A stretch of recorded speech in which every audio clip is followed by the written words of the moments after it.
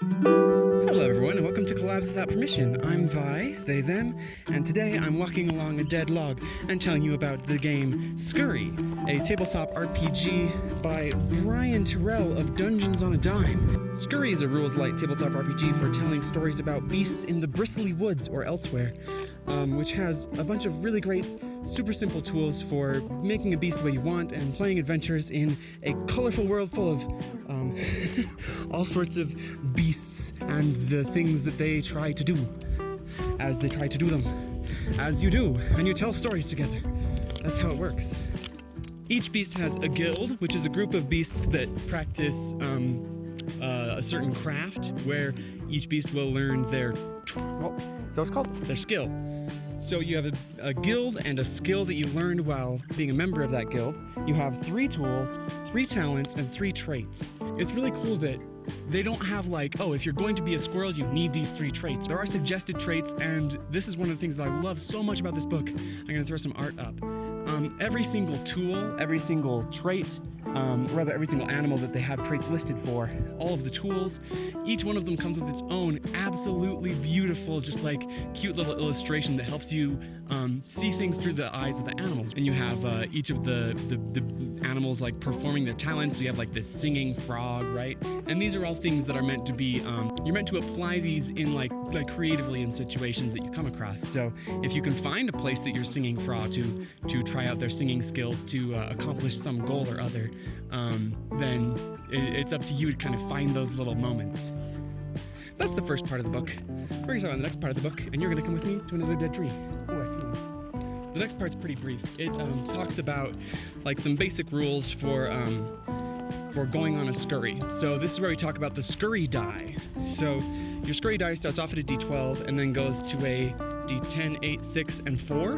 And depending on what the scurry die is at, that's how you know how dire things are for your beasts and also how close you are to the end of your adventure. So those are kind of the story-based mechanics, right? You see this dead tree?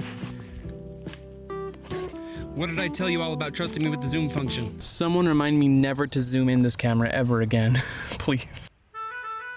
So instead of having all of these, instead of having a bunch of mechanics that help you drive the story and tell you about motivations and goals and all this stuff, it's kind of up to the SM or the Scurry Master to pick a goal, and then everyone just kind of fits their story around pursuing that goal and tell stories along the way. But the mechanics that are built around directing the story are about more about how to pace it, about how to end it, how to make it escalate to a success or a failure, whatever happens depending on the more diegetic narrative elements that you're bringing to the table. That's just a short section in the middle. The next bit is actually super cool. The next bit, as I mentioned, is about the bristly woods, a kind of beast fable-esque location, which you can see being played in an actual play linked below. But this, the book has a section in the middle about bringing the bristly woods to your table. So it talks about how they think about life and death and a little overview of the area and how, you know, like fish aren't sentient and neither are insects. And then about how there's beast kind, and then behemoths, deer, wolves, eagles on another scale of life, like that of a dragon amongst lizards. And so it talks about how the differences between those, and it's very brief. It's not like a setting Bible, but it's like some very important, well-picked pieces that help you bring it to your table and make it your own. Oh, and of course Titans, the Titans, which are us, humans. In one way or another, we've passed on from the earth.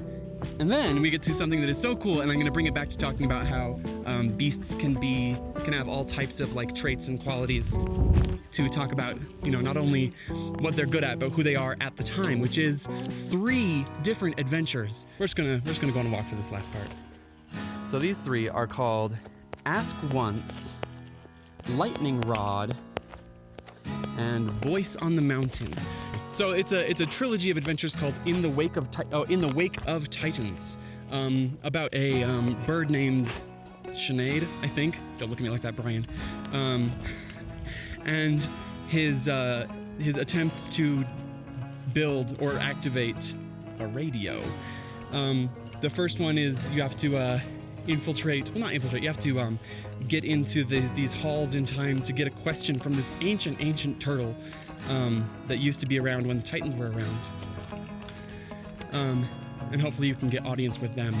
The second one is after you get that answer or not, you have to go to this car, which is basically like a dungeon. So you have to go and find these batteries, and then the last one is helping Sinead bring the radio to the top of the mountain so it can receive a signal. You don't have to do all of them, or in that order, or with the same characters, or whatever. You can just do whatever. But it's so cool. I love how they have Sinead basically change his his stats between adventures as he changes and becomes basically a wholly new bird. And it's really cool. There's a lot of queerness. There's some non-binary animals. There's some people in queer relationships. So if you wanna, if that's appealing to you, which it is to me, that's basically it. It's a super cute little adventure. Trilogy of adventures. I like all three of them. They're all rather short, descriptive rather than prescriptive, and it's such a cute book. I know that animal books, or rather like, the Redwall-esque, beasts going on adventures is having a resurgence, or at least it's kind of in vogue right now. And I love Scurry as a contribution to that, and I would totally suggest just checking it out.